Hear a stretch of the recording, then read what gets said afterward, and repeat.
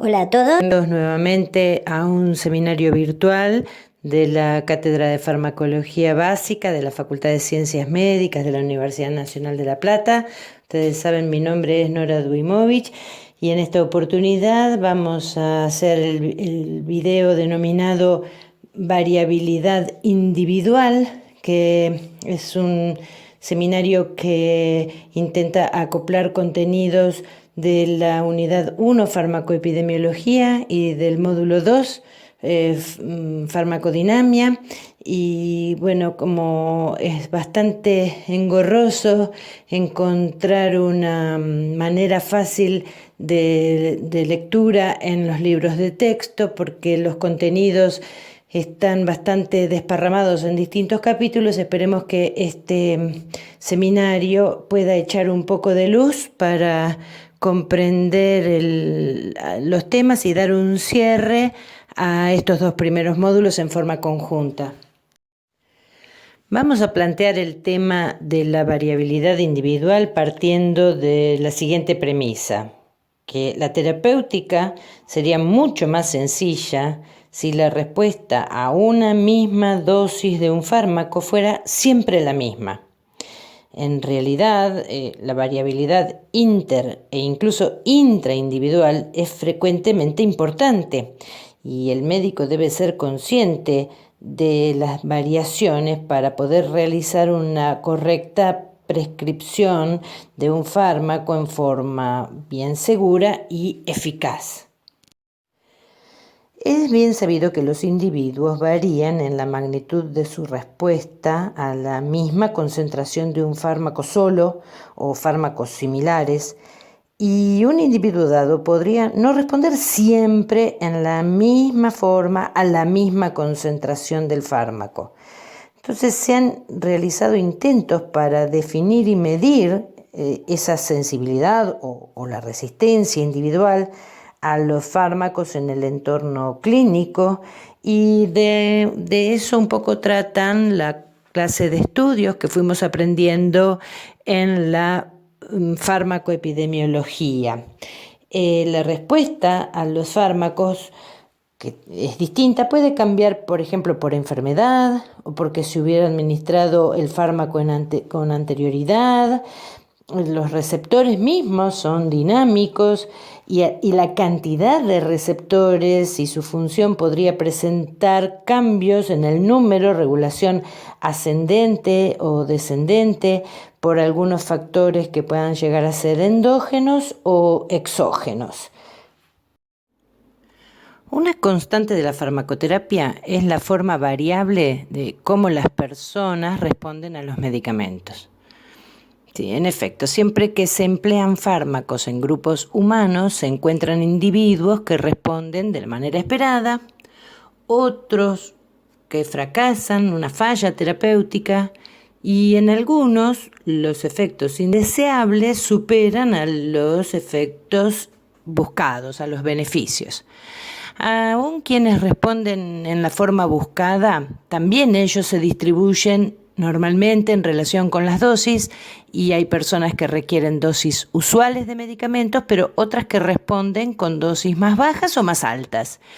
Y este fenómeno no se limita a la práctica clínica, a la atención en el consultorio, en el hospital. También en los ensayos clínicos rigurosos y bien controlados, existen pacientes que responden al tratamiento, otros con una respuesta excesiva o insuficiente, y en otros predominan los efectos indeseables. Al reconocer que existen variaciones individuales, tanto en la expresión de las enfermedades como en la respuesta a los fármacos, el proceso de utilización de los medicamentos tiene que seguir una secuencia racional. Así, basados en la mejor evidencia científica del momento y en el arsenal de medicamentos disponibles para determinada enfermedad, hay grupos de expertos que establecen, poniéndose de acuerdo por consenso, protocolos de tratamiento. El prescriptor, el médico, el que está frente al paciente, se encarga de individualizar el tratamiento y elegir el fármaco y la dosis que piensa que son adecuados, tomando en consideración unas cuantas variables del paciente y su entorno que sean relativamente fáciles de visualizar, como por ejemplo la edad, el género, cuánto pesa, si tiene otras enfermedades, a lo que llamamos comorbilidad, si recibe otros fármacos, lo cual se denomina comedicación, y también, por supuesto, la condición socioeconómica que le permita acceder al fármaco. En el contexto clínico, en la práctica diaria del ejercicio de la medicina, esta estrategia brinda la máxima probabilidad de beneficio con la mínima probabilidad de daño en cada caso particular. Por último, en la medida en que aparecen los efectos del fármaco, se van haciendo ajustes que mejoren su relación riesgo-beneficio, hasta alcanzar la llamada dosis efectiva individual. Ahora, ¿cómo hacen los investigadores de los estudios epidemiológicos para conocer a mi paciente y sus variables individuales? Obviamente nadie podría saberlo, por supuesto, ¿no? Los investigadores realizan estudios sobre una gran población de individuos y después nos ofrecen los resultados obtenidos. Y nosotros después vamos a tener que adaptar esos datos a nuestro paciente en particular. Así que ahora vamos a jugar un poco a ser investigadores nosotros, haciendo un experimento casero y vamos a obtener algunos resultados y después a esos resultados los vamos a tratar de analizar, entender e intentar graficar. Este experimento que yo denominé casero o de juguete tiene muy poco de farmacológico, pero creo que va a ser bien demostrativo del método que emplean los investigadores para desarrollar un estudio poblacional. Así que como buenos investigadores que seremos, tendremos que diseñar varios componentes de nuestra investigación, como el tamaño de la muestra, nuestro objetivo y los materiales y métodos a emplear. Así que vamos a ponernos de acuerdo. Nuestro objetivo será evaluar una respuesta a un estímulo. La característica que va a tener es que esa respuesta será considerada positiva siguiendo las reglas del todo o nada. Es decir, no van a haber resultados intermedios. Siempre que se llegue a un nivel preestablecido, consideraremos ese resultado como positivo y lo consideraremos para nuestro análisis estadístico. La muestra y el tamaño de la muestra va a ser imaginaria, por supuesto. Seremos 100 personas y contaré con la participación de 99 voluntarios que estén escuchando este audio, porque entre los 99 y yo, que también voy a participar, yo seré el individuo que complete la muestra de 100. Y por último, hagamos de cuenta que lo que vamos a medir es la sensación de plenitud gástrica después de comer ravioles. Atención, ahí no van a ser consideradas situaciones intermedias, no. Tendremos que tener una idea de la respuesta fija, del todo o nada, y esa respuesta será, el positivo será considerado en el momento de sentirnos tan llenos que tengamos que desabrocharnos el cinturón. Así que vamos a ponerle manos a la obra, a lavarse las manos, todos a la mesa, que va a empezar el experimento y empezaremos a servir dosis crecientes de ravioles y vamos a ver quiénes son los que responden buscando esa respuesta fija de llenarse tanto la panza que tuvieron que aflojarse el cinturón. Bueno, empezamos con el experimento. Alguien va a tener que servir, alguien va a tener que anotar la cantidad creciente de ravioles que vamos a servir y ustedes van a ir levantando la mano y yo voy a ir contando cuánta gente dice haberse llenado tanto para considerar su respuesta como positiva. Bueno, vamos a empezar con sirviendo 10 ravioles a cada uno. ¿Cuántos individuos se llenan tanto con 10 ravioles como para tener que aflojarse el cinturón? Ninguno, nadie. Bueno, vamos a insistir con una dosis de 20 ravioles. Y cuando terminemos de comer, a ver, ¿hay alguien que se haya llenado tanto con 20 ravioles? Ajá, acá 8 han levantado la mano, listo, 8 individuos. Entonces, esos ya no participan y vamos a probar con 30 ravioles y ver a ver cuántas son las personas que se llenaron. Ya tenemos 22 individuos. Bien, estos 22 individuos ya no comen más, tampoco van a comer los 8 primeros, pero bueno, ahora vamos ya tenemos 30 personas que ya han respondido, vamos a probar con 40 ravioles. Y a ver, contemos, a ver, terminen de comer. ¿Cuántos se llenaron de los restantes? ¿Cuántos se llenaron con esos 40 ravioles? A ver, contamos. 45 personas se agregaron a los individuos que ya habían respondido con dosis menores. Bien, ya tenemos unos cuantos, quedan pocos, quedamos resistentes. Bueno, probamos con 50 ravioles y a ver cuántos son. Bueno, tenemos 18 personas que se llenan comiendo 50 ravioles. Seguimos insistiendo con 60 y ya quedamos pocos, ¿eh? Vamos a ver cuántos. ¿Viste? Solamente 4 personas se llenaron con 60 ravioles y quedamos muy poquitos, ¿eh? Vamos a seguir participando. Insistimos con una dosis mayor de 70 ravioles.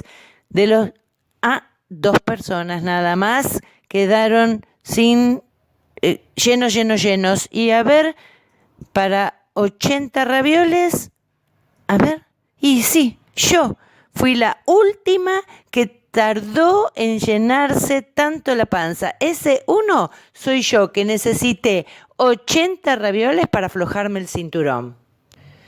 Tendríamos que probar con 90, pero con 90 ya nos llenamos todos. No hay nadie que necesite 90 ravioles. Acuérdense que la última fui yo, la de 80, la que necesitó 80 ravioles. Bien, y ahora que ya terminamos todos de comer y que estamos terminando de hacer la digestión, les propongo que, bueno, dentro de un rato o mañana hagamos otro experimento parecido, pero en este caso la respuesta que vamos a buscar va a ser la de no llenarse hasta reventar, sino vomitar. Vamos a buscar quién presenta vómitos con dosis crecientes de ravioles. Esa va a ser nuestra respuesta de todo o nada. No vamos a dejar de comer hasta vomitar. Como es medio asquerosa esta parte del experimento, les voy a ir contando que, bueno, con 30 ravioles no vomitó nadie, con 40 empezaron a presentarse los primeros individuos que llegaron a vomitar y con la dosis de 100 ravioles hubo una sola persona que presentó vómitos después de haber comido tanto. ¿Saben quién era, no? Bueno, y ahora que ya tenemos hechos nuestros 2 experimentos, en aquel que buscábamos el efecto deseado y el otro día cuando buscábamos un efecto adverso, vamos a trabajar con los datos obtenidos llevando los valores a un eje de coordenadas donde vamos a evaluar en ordenadas el número de individuos que fue presentando la respuesta y en abscisas la dosis de ravioles recibidas. Así que vamos a ir llevando cada uno de esos valores a esas tablas, ya los tenemos hechos, y una vez que encontremos todos los puntos, vamos a tratar de unir con una línea que junte todos estos valores. Esta va a ser la distribución de la curva, se parece a una curva de Gauss, en la que van a distinguir aquellos individuos que reaccionaron con el estómago bien lleno en la primera parte con dosis bajas de ravioles y a los que denominaremos sensibles, y también podemos observar a otros individuos que necesitaron dosis más altas de ravioles para llegar a ese efecto de desajuste del cinturón, y donde se ve un punto de otro color, esa soy yo. El punto verde que me representa está bien abajo en la curva porque yo represento a un número pequeño de individuos, o sea, no ha crecido en ordenadas mi posición en la gráfica, y represento a un pequeño número que necesitó grandes cantidades de dosis para obtener la respuesta. Bueno, y si ahora otra vez hiciéramos el mismo trabajo de extrapolar los datos obtenidos en nuestro segundo experimento, en el experimento en el que buscábamos la presencia del efecto adverso con dosis crecientes, en este caso de ravioles, y pusiéramos esos datos en un eje de coordenadas, donde otra vez el número en ordenadas va a ir el número de individuos y en abscisas vamos a poner la dosis que se necesitó. Vamos a obtener una serie de puntos, acá ya los hicimos, y cuando unamos esos puntos con una línea nos va a quedar graficada otra vez una curva con un formato de distribución de tipo gaussiano. Bueno, y lo que les propongo a continuación es que cambiemos un poco el diseño de la curva, utilizando, por supuesto, los mismos datos obtenidos en ambos experimentos nuestros, pero tratando de convertir a la curva con formato de curva de Gauss en una curva que se denomina de frecuencia acumulada. Para cambiar el formato de la gráfica vamos a tener que cambiar algunas variables. Por ejemplo, ya en ordenadas no va a venir más el dato de número de individuos, sino que va a estar el porcentaje de individuos. Y cada punto va a corresponder a la sumatoria de individuos que se van agregando a los que ya habían respondido. Por ejemplo, en nuestro primer experimento, los primeros 8 individuos van a ocupar la primera franja de dosis de 20 ravioles, y cuando hablemos de los individuos que respondieron a la dosis de 30, que eran 22, los vamos a sumar a los 8 que ya habían respondido en primera instancia, y lo mismo con los 45 que se van a agregar a los 30 anteriores. Los 30 surgen de 8 más 22 que respondieron a la dosis de 40. Así, ahora vamos a observar en un prisma color rosa a los 8 primeros individuos, en otro prisma un poco más grande color turquesa a los 22 que respondieron, y en un prisma bien grande a la gran parte de la población, a los 45 que respondieron con la tercera dosis. Allá arriba hay un pequeño prisma verde, ese es el 1%, es chiquito porque es el 1%, pero está ahí arriba porque completa el 100% de la población, y ese prisma verde es el que me representa a mí. Antes estaba abajo cuando decía número de individuos, y ahora que completo el 100% de la población en estudio, mi prisma verde está arriba de todo, ocupando la posición de 100%. Y una vez completada nuestra gráfica de frecuencia acumulada, lo que podemos hacer es unir con una línea los puntos centrales de los bordes de todos los prismas para demostrar que terminamos obteniendo una curva sigmoidea, que es el formato de las curvas de frecuencia acumulada. Y por último vamos a completar la tarea haciendo un gráfico que incluya a ambas curvas sigmoideas. Una curva que corresponde a la que se obtuvo después del estudio buscando un efecto deseado y otra curva que corresponde al gráfico obtenido con los resultados del estudio buscando un efecto tóxico.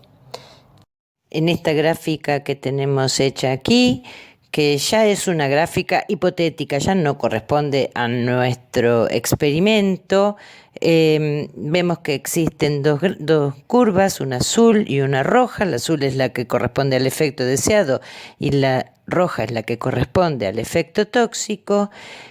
Y vemos marcadas en ambas dos líneas que corresponden a puntos de intersección en la curva de la cantidad que se necesitó para obtener el efecto deseado en el 50% de la población, a la que llamaremos dosis efectiva 50, y por otro lado una línea que corresponde a la intersección en la curva de la cantidad que se necesitó para alcanzar el efecto tóxico en la mitad de la población, a la que llamaremos dosis tóxica 50. En grandes estudios realizados en humanos es posible encontrar otros dos puntos.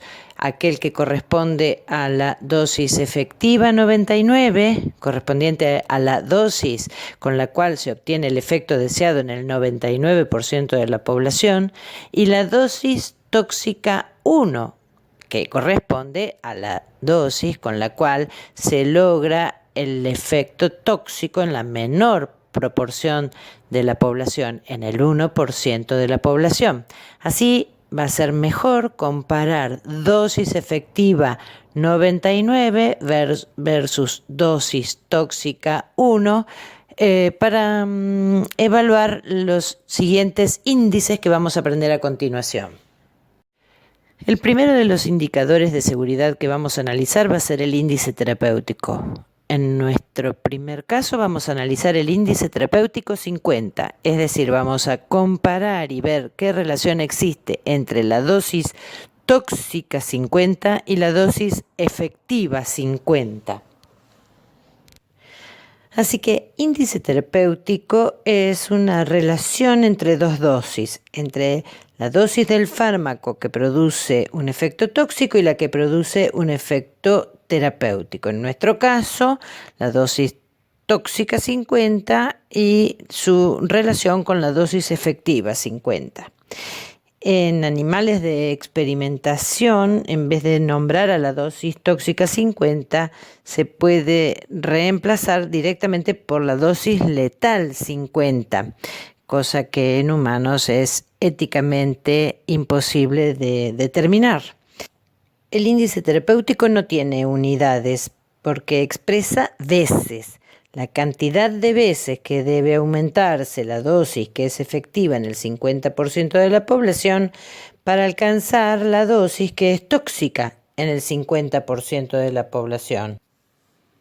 Y dijimos que no tiene unidades, porque como se utilizan datos de dosis, cuando nosotros hacemos el cálculo tenemos que escribir en el numerador y en el denominador dosis, y vamos a poner su unidad, por ejemplo, en miligramos. Pero cuando realizamos el cálculo, hacemos la cuenta, tenemos que tachar miligramos y miligramos que están en el numerador y en el denominador. Entonces el resultado que nos da no tiene unidades, no se expresa en miligramos, es un número adimensional. Acá hacemos un ejemplo del cálculo del índice terapéutico 50, teniendo en cuenta que la dosis tóxica sea de 600 miligramos y la dosis efectiva 50 sea 300 miligramos. Sacando la cuenta nos da 2. 2 es que hay que aumentar 2 veces la dosis efectiva 50, que es 300 miligramos, para alcanzar la dosis que es tóxica en el 50% de la población. Y el otro indicador de seguridad va a ser el margen de seguridad, que es otra forma de expresar las relaciones de dosis. Para calcularlo se utilizan los mismos datos que se obtuvieron en los estudios poblacionales, pero con la diferencia de que vamos a comparar la dosis que es efectiva en el 99% de la población, tratando de abarcar un gran número de individuos para que todos queden incluidos bajo la dosis que es efectiva casi en la totalidad de la población, y tratando de no alcanzar la dosis que sea tóxica en la mínima proporción de la población, en este caso tratando de no superar la dosis tóxica 1. El margen de seguridad se mide ya no en veces, sino en porcentaje, porque para realizar la cuenta hay que multiplicar el valor que nos da por 100. Así, el cálculo de margen de seguridad se hace de la siguiente manera: se hace una resta de la dosis tóxica 1 menos la dosis efectiva 99, a eso se lo relaciona con la dosis efectiva 99 y se multiplica por 100. Si tomáramos el ejemplo de que una dosis tóxica sean 800 miligramos y la dosis efectiva 400 miligramos, 800 menos 400 da 400, dividido 400 da 1, y si eso lo multiplicamos por 100, 1 por 100 es el 100%. ¿Qué quiere decir esto? Que tenemos que aumentar el 100% de la dosis efectiva 99 para alcanzar la dosis que es tóxica en el 1% de la población. Y ahora vamos a analizar algo sobre la utilidad y mitos que hay alrededor de los indicadores de seguridad. Sí son datos útiles en los estudios farmacológicos poblacionales, no en la práctica clínica. Una verdad es que una droga tiene tantos índices terapéuticos como efectos deseados y efectos adversos presentes, y básicamente en las relaciones que se puedan sacar entre dichos efectos deseados y adversos. Por ejemplo, imaginemos una droga que tiene 4 efectos deseados y que puede originar 3 efectos adversos distintos. A los efectos deseados los vamos a llamar A, B, C y D, y los efectos adversos serán denominados X, Y y Z. Bueno, entonces vamos a calcular el índice terapéutico. Sí, pero ¿cuál? Bueno, hay uno que existe, la relación que existe entre la dosis efectiva 50 del efecto A versus la dosis tóxica 50, por ejemplo, del efecto X. A esa combinación la llamaremos índice terapéutico 50 número 1. Pero también podemos comparar la dosis efectiva 50 de A versus la dosis que es tóxica del efecto adverso Y, y a ese llamaríamos el índice terapéutico 50 número 2, y lo mismo la comparación entre A y Z. Bueno, después tendríamos que hacer lo mismo entre B y X, B Y, B y Z, y así sucesivamente. Cada uno de ellos va a ser un índice terapéutico distinto. Y ahora vamos a analizar estas 5 premisas para que hagamos una especie de juego. Yo las voy a leer primero todas juntas, ustedes las van a pensar y después vamos a analizar las respuestas, a ver si estas premisas son verdaderas o falsas. Por ejemplo, la primera dice que cuanto más alto sea el índice terapéutico de una droga, más seguridad ofrecerá su uso. Otra premisa dice que deben usarse drogas siempre y cuando tengan un índice terapéutico superior a 10. Otra premisa dice que si una droga tiene todos sus índices terapéuticos menores que 2, no puede usarse o no debería usarse esa droga. La cuarta premisa dice que una droga puede presentar margen de seguridad negativo. Y la última dice que si una droga posee un margen de seguridad negativo, no debería usarse. La primera de las premisas dice: cuanto más alto sea el índice terapéutico de una droga, más seguridad ofrecerá su uso. Bueno, la primera es fácil, es obviamente verdadera, y vamos a pasar rápidamente a la segunda. La segunda premisa dice: deben utilizarse drogas cuyo índice terapéutico sea superior a 10.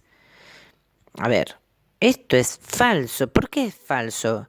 Primero porque no especifica bien a cuál índice terapéutico se refiere. Recuerden que las drogas tienen muchos índices terapéuticos y tal vez solo uno de ellos sea mayor a 10.